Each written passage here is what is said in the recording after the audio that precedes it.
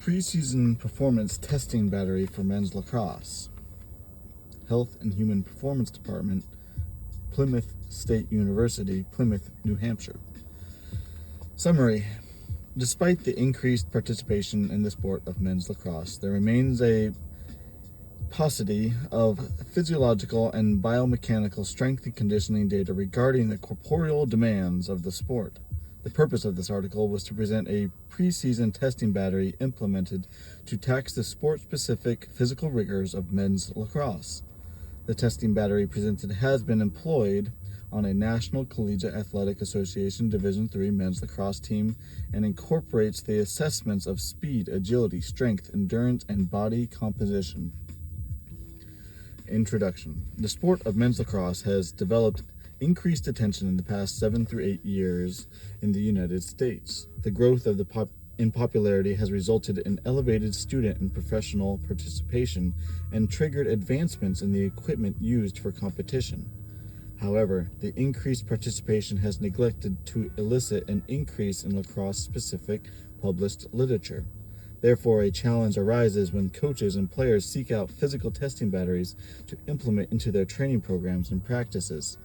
The purpose of this article is to present a preseason testing battery designed to assess physiological and biomechanical strength and conditioning demands of men's lacrosse. The physical rigor of lacrosse requires high-intensity, fast-paced contact bouts of exertion produced by the player. Such highly stressed corporeal demands commonly elicit high injury rates associated with frequent participation in competition, practice, or training programs.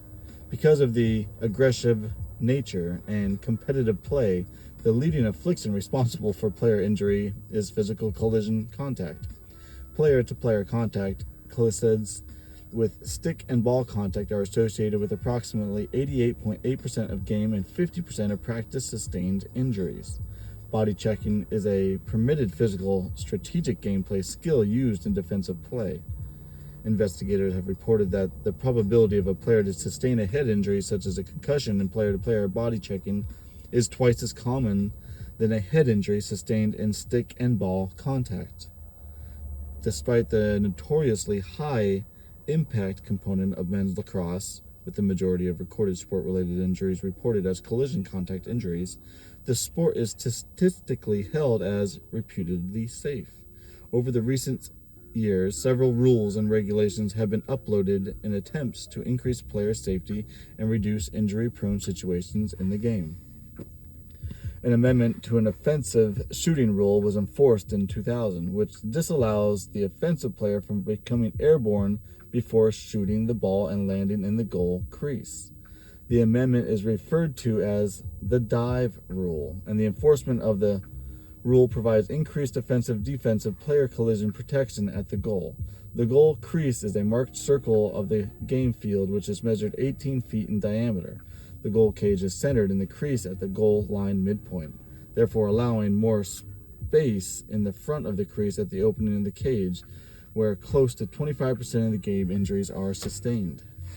With amendments in the rule of men's lacrosse and advancements in the equipment and continued progression of the sport needs innovative testing data revolving around the most effective strength and conditioning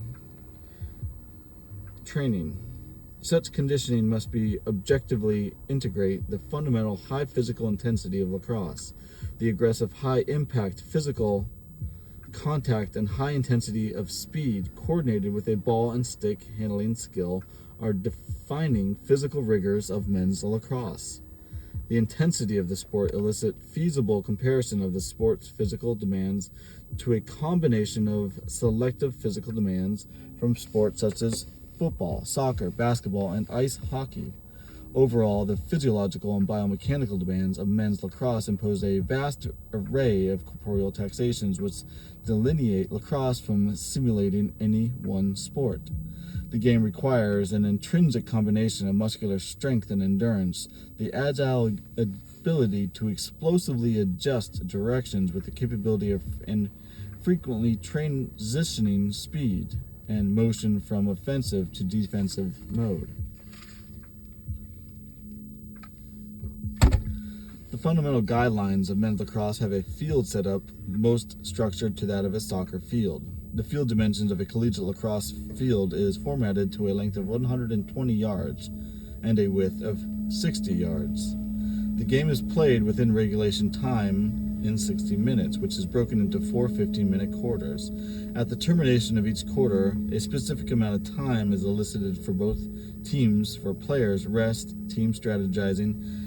After the first quarter, a 2-minute break is given. To the end of the second quarter signifies halftime, and a 10-minute break is given.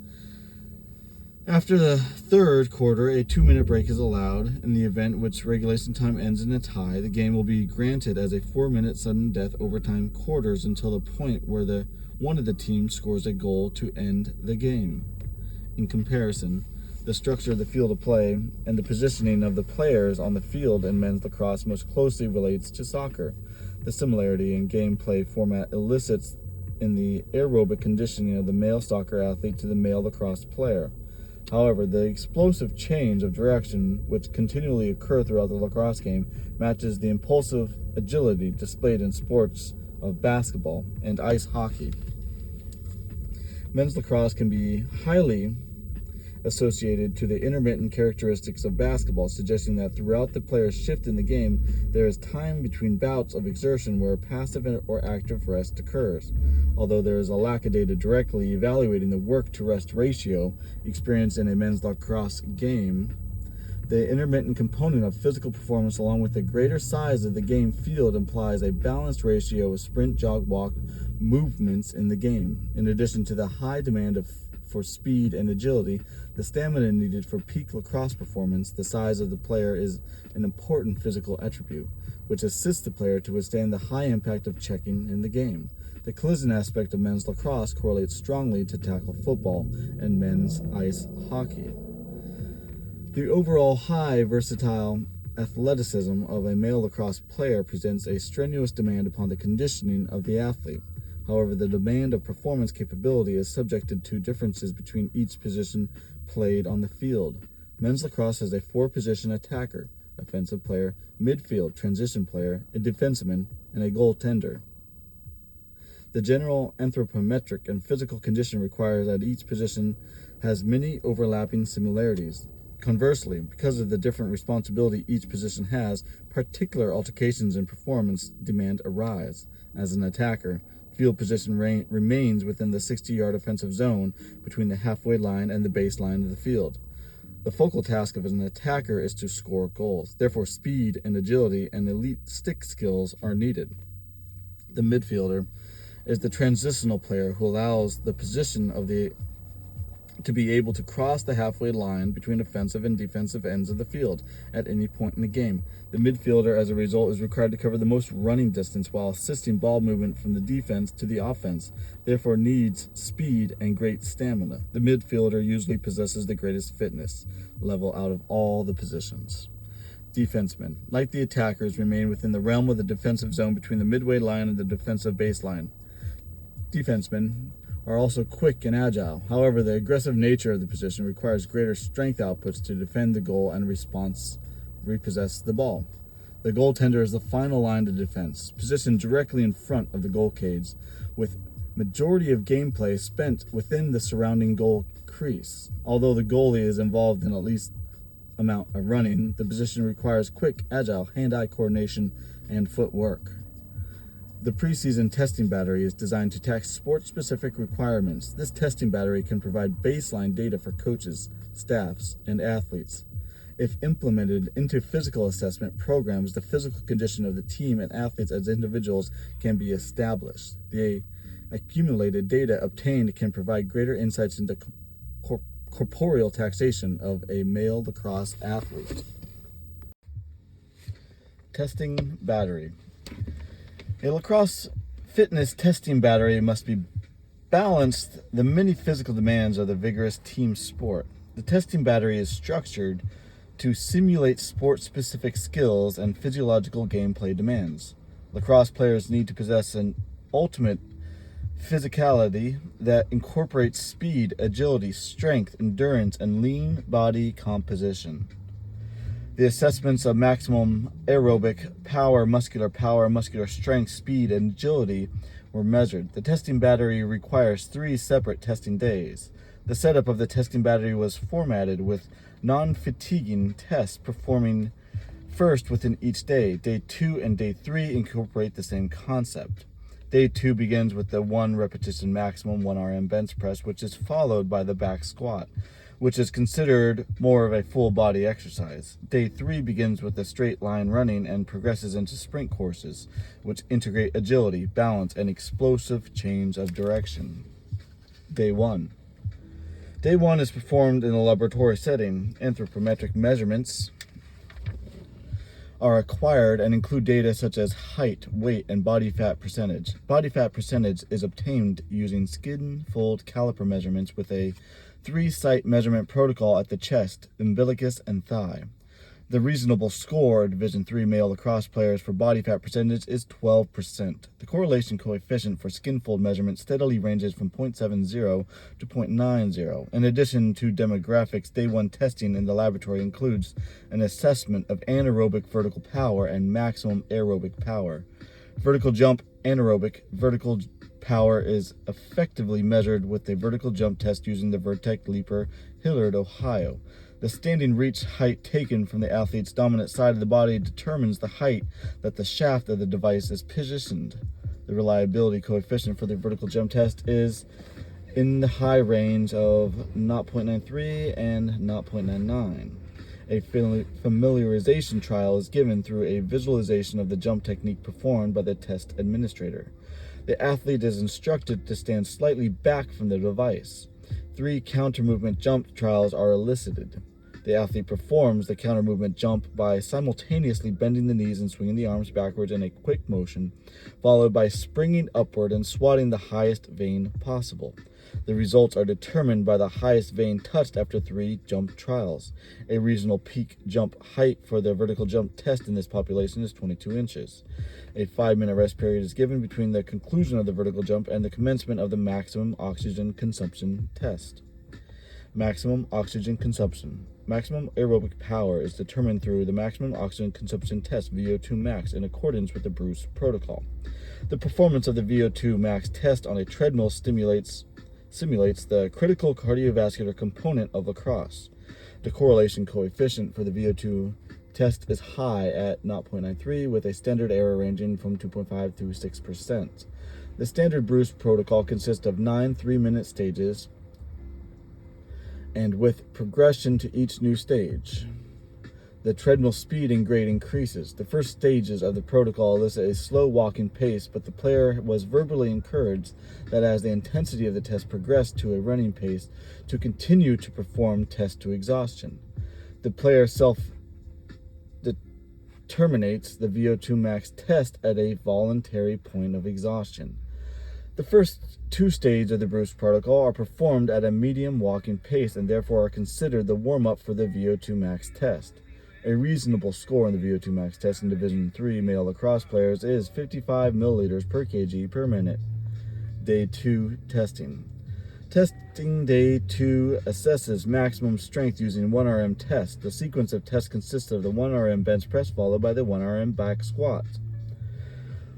1 repetition maximums.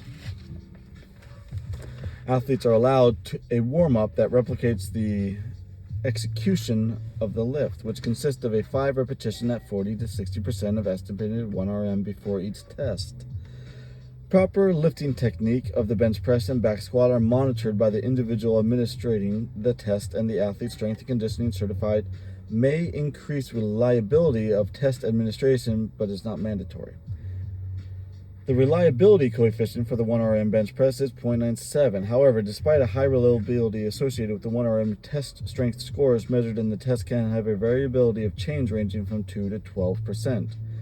A maximum of 5 trials is allowed for an athlete to obtain their 1 RM for both tests to avoid significant potential effects of muscular fatigue. To perform the bench press, athletes lie supine on a bench with their hands positioned shoulder width apart on the barbell.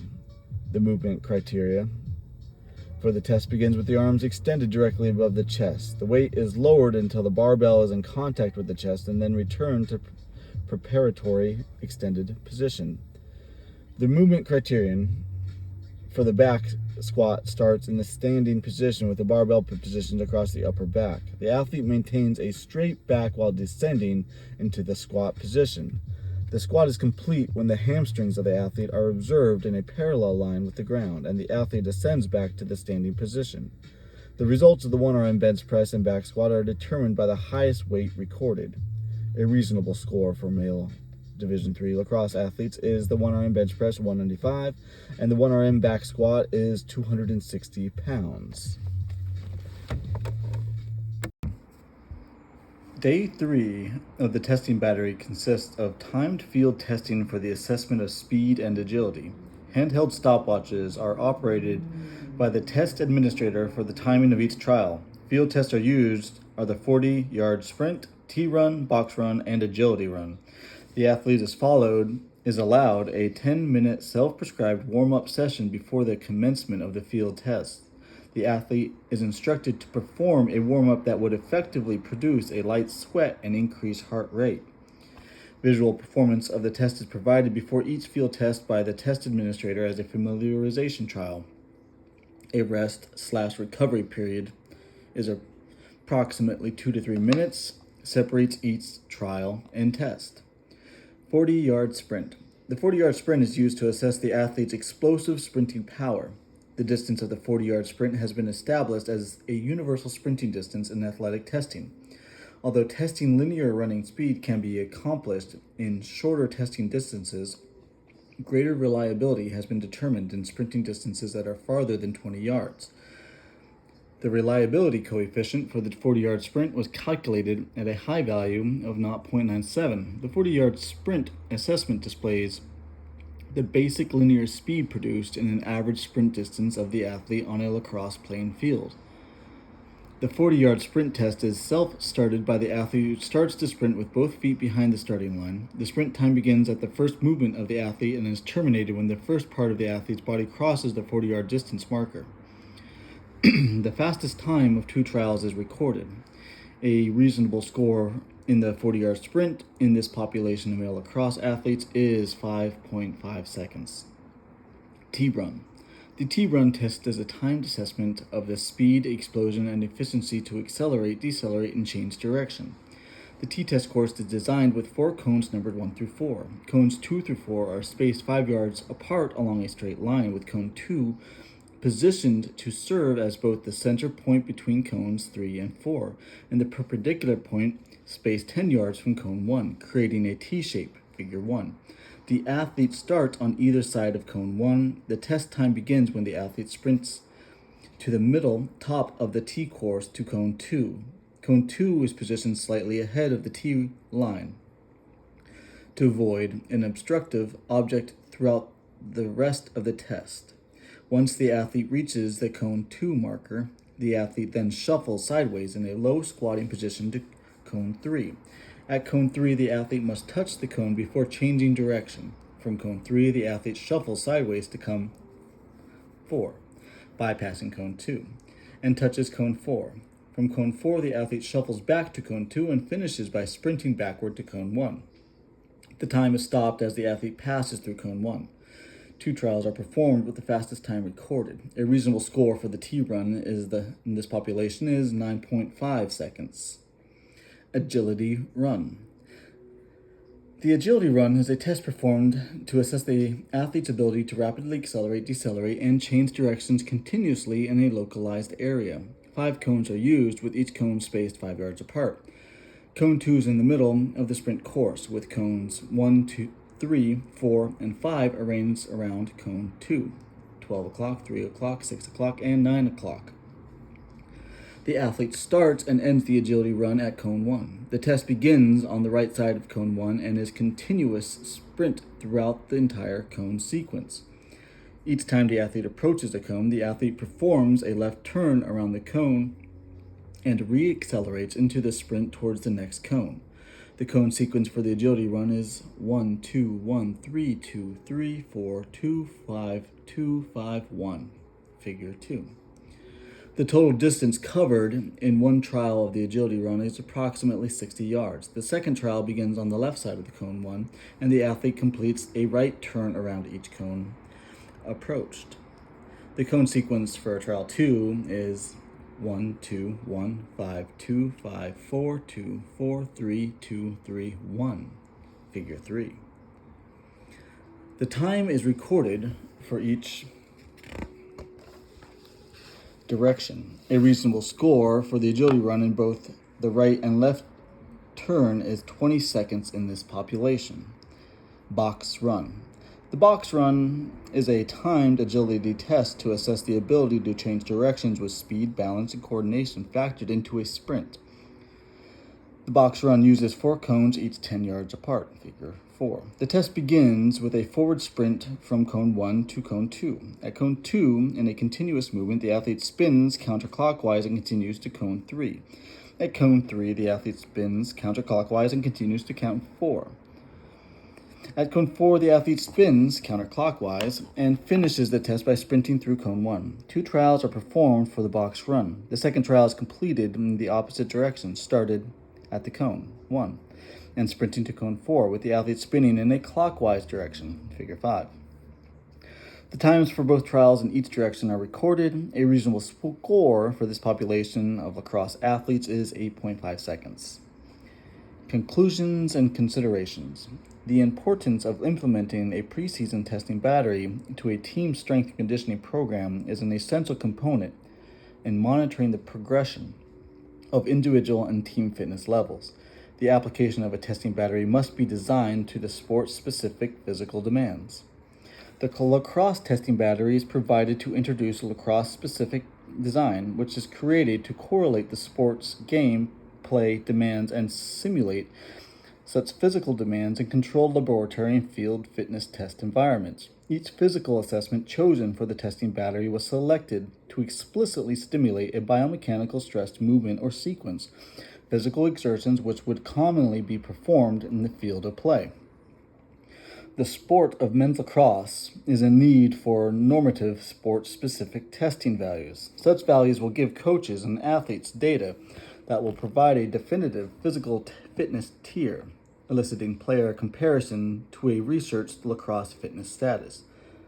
The assessment of the taxing physical demands are required to successfully perform in a lacrosse game will contribute to the progression of the individual athlete, the team, and the sport collectively. The accumulation of the athlete's physical condition data is necessary to begin to provide insight of the fitness parameters at the collegiate level of this growing sport. With the continuous growth and participation, an increase in the need for data must follow to progressively guide the physical, psychological, and safety demands of the lacrosse athlete. The demand of lacrosse-specific fitness data is inadvertently increasing, and the importance of increasing the supply of such needed data will serve as a crucial determinant in the future success and progression of the sport. Practical applications. The design of a lacrosse fitness testing battery is structured to promote the performance progression of the lacrosse athlete via the implementation of the testing battery in team and individual fitness conditioning. This testing battery provides a comprehensive sport-specific proposal of tests that tax cardiorespiratory endurance, aerobic fitness, and short-term high-intensity power, anaerobic fitness, and integrate speed, agility, and coordination components. Teams and individual athletes can establish a baseline analysis of their fitness level and track their progression within comparable intervals of fitness battery testing.